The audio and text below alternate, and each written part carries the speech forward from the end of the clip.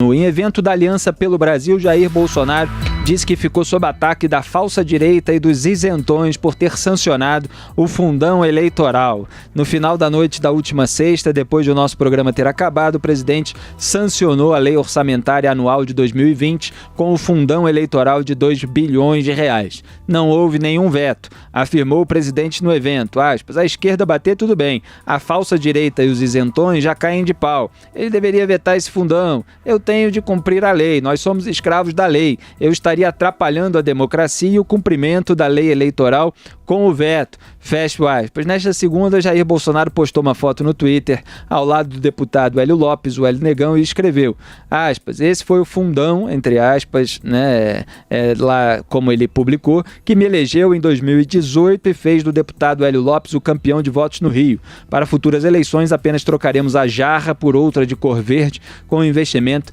de R$ 9,90.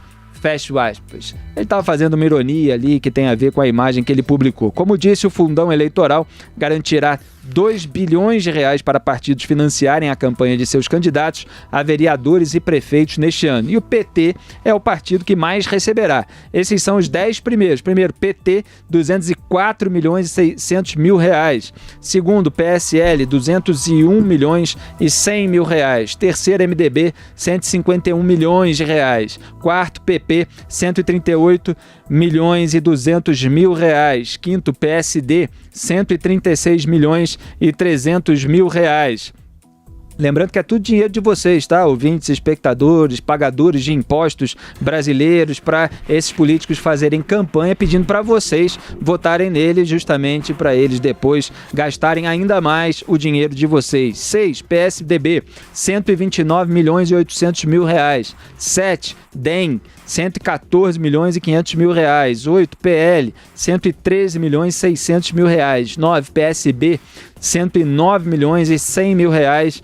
10º lugar, PDT, 106 milhões e 700 mil reais. O presidente Jair Bolsonaro aprendeu aí com essa turma das redes sociais bajuladora que o cerca a rotular as pessoas que divergem dele, que o criticam quando ele está equivocado ou simplesmente quando está disseminando uma alegação absolutamente falsa.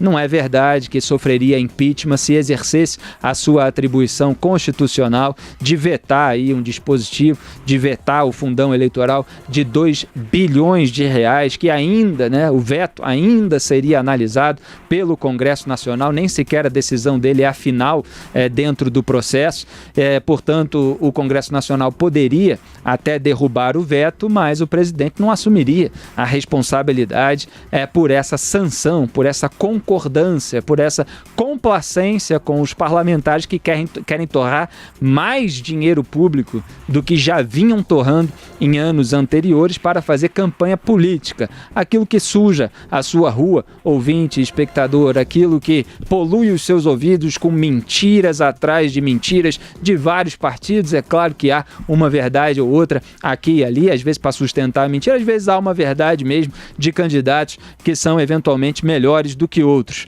Portanto, Jair Bolsonaro apela aí ao rótulo justamente porque fica incomodado que não seja apenas a esquerda que o critique, porque a esquerda é fácil você deixar para lá, porque eles têm um histórico aí de roubalheira na história recente do Brasil, ou de cumplicidade, de passar pano para roubalheira. Então quem não é da esquerda, eles estão aprendendo a colocar aí em outro balaio, posando de verdadeira direita. Agora, que verdadeira direita é essa que passa pano para um aumento dos gastos públicos? Que verdadeira direita é essa que passa pano para sanção de medidas que são em consonância aí com o desejo anti-combate à corrupção, anti-combate à impunidade dos parlamentares? Então vamos parar com essa conversa fiada para enganar pessoas que não acompanham o debate político direito. O presidente tem que argumentar e tem que deixar claro para o seu público as decisões que estão tomando e se responsabilizar por elas. Porque essa postura aí de querer se manter com um discurso anti-establishment, enquanto toma decisões e medidas pró-establishment, fica de uma hipocrisia tremenda, Augusto. Olha, eu acho que ninguém pode duvidar aqui de que nesse programa nós torcemos para que o governo dê certo. quando nada, porque nós não somos...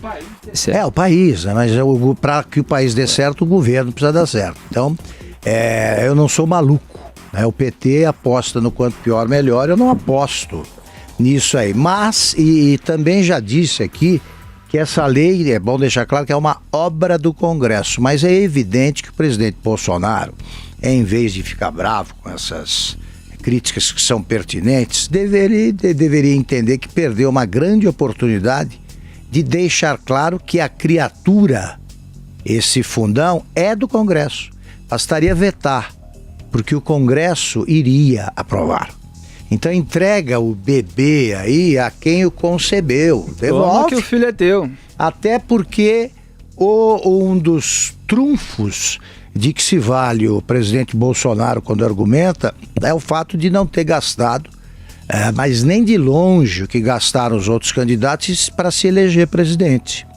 Ele mostrou que é possível fazer uma campanha sem gastos espetaculares num país que precisa de dinheiro e que tem de contar centavos.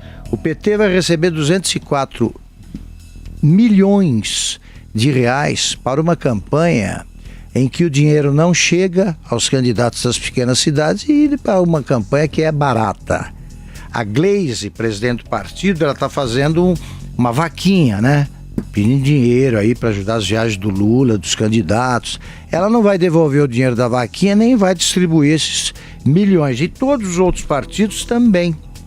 Boa parte desse dinheiro vai para a conta bancária de alguém, aqui no Brasil ou fora. Então, o presidente não pode achar que isso é uma crítica impertinente, improcedente, porque não é. Nem provocaria o impeachment e faria com que o Congresso assumisse a paternidade desse absurdo que é o fundão eleitoral. Hoje, o governo divulgou que o crescimento do PIB se deve, na sua maior parte, à iniciativa privada, às empresas privadas, e menos ao governo. E isso é uma grande notícia e mostra que o crescimento é sólido, é consistente, porque não é o governo gastando o que não tem, como fazia o Lula, são as empresas investindo. Então você gastando menos, investindo menos, é ruim não ter dinheiro para investir, mas o Brasil não tem, não sobra dinheiro. Então o Brasil vai fazendo com que as empresas privadas substituam, em parte, esse papel histórico aí do governo como pai e patrão. Isso por quê? Porque não tem dinheiro. Se não temos dinheiro, para que dar tanto, né, essa fortuna para tantos partidos quando os políticos deveriam financiar a própria candidatura? É isso. E a fortuna maior, repito, vai para o PT. Que verdadeira direita é essa que dá uma fortuna de 204 milhões e 600 mil reais para o PT torrar com campanha eleitoral, com uma alegação falsa de que sofreria impeachment se não desse. Então tem que assumir a responsabilidade. Tá grandinho, tá adulto. Diga, Zé Maria. Olha, eles queriam mais, viu? Chegaram a aprovar, e nós mostramos aqui em primeira mão a decisão lá na Comissão Mista de Orçamento do Congresso, 3 bilhões e 800 milhões de reais. E aí o presidente Jair Bolsonaro entrou e disse que iria vetar. Houve a negociação e reduziu aí, o Congresso Nacional reduziu esse valor para 2 bilhões. Então vai pingar nas contas dos partidos políticos no ano que vem 3 bilhões de reais. São 2 bilhões de reais para o fundo eleitoral e mais 1 bilhão, quase 1 bilhão, 980 milhões de reais, 1 bilhão do fundo partidário e 2 bilhões para o fundo eleitoral. Portanto, 3 bilhões para os partidos políticos torrarem durante esse ano e, evidentemente, na campanha eleitoral. Não é pouco, mas isso acabou chamando a atenção para outras vergonhas do Orçamento Geral da União, que é uma espécie de raio-x do governo como um todo, a execução do governo. Olha, Felipe Augusto, o presidente Jair Bolsonaro foi levado ao Congresso Nacional a essa situação mesmo, ele tem razão, não poderia vetar porque há na LDO, Lei de Diretrizes Orçamentárias, a previsão do fundo eleitoral. Então, se ele vetasse, ficaria sem, porque o artigo não permitiria, não permite o veto parcial. Seria nada para as eleições, isso não é possível. Então ele foi obrigado, sim, a sancionar e sancionou o orçamento sem vetos. Vou mostrar aqui alguns dados, Augusto, que me envergonham. Olha, o orçamento total da União, arrecadação e gastos, e tem que fechar, e foi fechado isso, é de 3 trilhões e 600 bilhões de reais. 3 trilhões e 600 bilhões, presta atenção aí, 1 bilhão dos 3 bilhões arrecadados, né? 1 trilhão é para pagar pessoal e aposentados. A folha de pagamento. Como é que pode uma estrutura dessa? Quer dizer, 3 trilhões arrecadados, 1 trilhão vai para a folha de ativos e inativos. Aí já sai um orçamento capenga. Veja a situação que está o Brasil. São dados que envergonham. O Congresso Nacional vai consumir durante este ano, para pagar a vergonha de solteironas profissionais que recebem muito dinheiro de aposentadoria aí, de filhas de ex-parlamentares que morreram e que recebem essa pensão vergonhosa de 30 mil reais, né? E não se casam, ficam andando pelos cantos aí com marido, filho, mas dizendo que é separado, que não casa oficialmente para não perder essa bocona, não é uma boquinha, não é uma bocona, de 39 mil de pensão. O Congresso vai estourar 11 bilhões de reais. Desculpa a minha força, mas com 1 bilhão de reais se faz um orçamento de uma cidade de 400 mil habitantes. Então o Congresso, isso aqui onde ficam os deputados e senadores, vai gastar ao equivalente de 12 cidades de 400 mil habitantes, com toda a sua complexidade. Tem que pagar professores, tem que pagar segurança, tem que pagar, saúde, se manter. E 1 bilhão de reais o orçamento de um município inteiro com 400 mil habitantes. O Congresso vai consumir 11 bilhões de reais do orçamento. O Supremo, para manter os ministros ali naquela pose ali, o Supremo é quase 700 milhões de reais, 677 milhões de reais. Quase 1 bilhão de reais para manter o Supremo Tribunal Federal. Para se ter uma ideia, a Bolsa Família vai consumir 29 bilhões, um programa social abrangente em todos os estados, 29 bilhões e mais alguma coisa, quase 30 bilhões de reais.